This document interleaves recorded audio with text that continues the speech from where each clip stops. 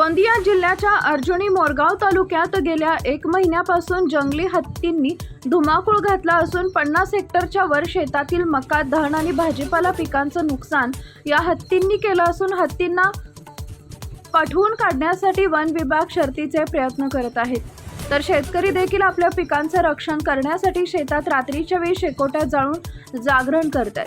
गेल्या 1 महिन्याआधी या जंगली हत्तींनी आंध्र प्रदेश राज्यातून गडचिरोली जिल्हा इथं गोंदिया जिल्ह्यात प्रवेश केला असून या ठिकाणी हत्तींना मक्का पीक खायला मिळत असल्यानं त्यांनी वडेगाव बांधा क्षेत्रात आपला ठिय्या मांडलाय.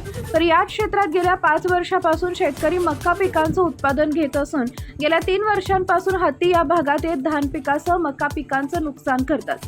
तर 2 दिवसाआधी वडेगाव बांधा गावात शेतकरी शेतात काम करत असताना हत्ती मागून धाव घेत आल्यानं या हल्ल्यात 4 शेतकरी किरकोळ जखमी झाले. तर स्वतः खासदार डॉक्टर प्रशांत पडोळे यांनी नुकसान झालेल्या शेतात जाऊन पिकाची पाहणी करत वन विभागांना नुकसानग्रस्त शेतांचं पंचनामे करून नुकसान भरपाई देण्याचं आवाहन केलं आहे.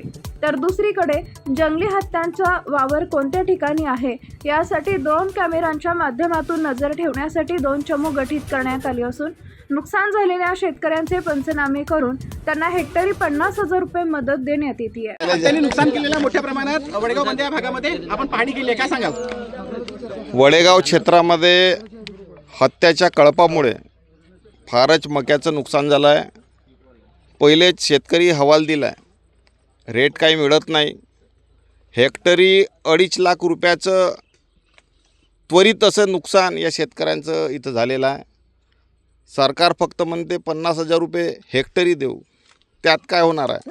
आमची लागतही आहे ते 1.5 लाख रुपये हेक्टरी आहे आणि याच्यामध्ये शेतकऱ्यांचा काय होणार आहे?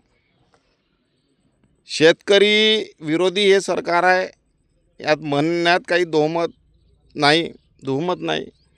कारण की खरीपाचे 25-26 अजूनपर्यंत धान या सरकारने घेतलेले नाही. 50 लाख क्विंटल धान खरेदी केंद्रावर धान पडलेले आहेत. आम्ही वारंवार पाठपुरवणी त्या गोष्टीसाठी करून राहिलो. प्रल्हादजी जोशी, शिवराजसिंह चौहान या मंत्र्यांशी आम्ही वेळोवेळी भेटलो, पण अजूनपर्यंत त्यांच्या तोंडातून हो असं काही निघलेलं नाही आहे. आणि हे शेतकऱ्यांचं फारच असं नुकसान आहे. त्यांची लागतसुद्धा निघत नाही आहे आणि वरूनच या हत्यामुळे आज मका तुम्ही बघतच असाल, मका पूर्ण झोपलेला आहे. शेतकरी हवालदिल झाला आहे. येणाऱ्या काळामध्ये शेतकऱ्यांच्या आत्महत्या झाल्या नाही पाहिजेत म्हणून मी या भाजप सरकारला, आमचे मुख्यमंत्री फडणवीस साहेबांना विनंती करू इच्छितो की तुम्ही आमच्या शेतकऱ्यांना न्याय द्या आणि त्यांची जे झालेले नुकसान आहे ते त्वरित तुम्ही भरपाई करून द्या. भरपाई साहेब तुम्ही केलं नाही तर आम्ही आंदोलनाला उतरू आणि शेतकऱ्यांमध्ये झालेल्या अन्यायाला आम्ही न्याय मिळवून देऊ. या हत्तींना परत पाठवण्यासाठी उपाययोजना